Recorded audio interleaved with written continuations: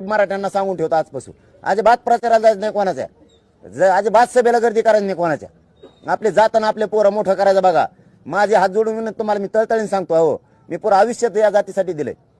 माझ्या जातीसाठी मरायची तयारी तुमचं लेकरं मोठं करायसाठी. हा, यांचे लेकरं मोठं करायसाठी मराठीने लढायचं नाही आता अजिबात. कोणी उमेदवार द्या मी, तुम्ही त्याच्याकडून कामं नका करून घेऊ. मला त्यांनी काम नाही सांगितल्यावर ऐकल्यावर मला विचारायला मी कोणत्या जातीचा उमेदवार देऊ तो मराठ्यांनी यावेळेस निवडून द्यायचा. राखीवचे सगळे सीटा मराठ्यांनी यावेळेस निवडून द्यायची, पण आपण सांगितलेले आपल्या विचाराची पुरे. कारण प्रत्येक जागेवर 1,90,000 70,000 आपण निर्णायक मतदान आपलंय. जो राखीवचा आपल्या बाजूने राहील त्याला निवडून द्यायचं मराठ्यांनी. आणि जिथं जिथं सीट देईल किती देईन मला माहित नाही, ते पुरेचे पुरे निघले पाहिजे. जशा ताकदीनं पाडले ताकद दाखवली मराठ्यांनी, तशा निवडून आणून ताकद दाखायची मराठ्यांनी एवढ्या वेळेस.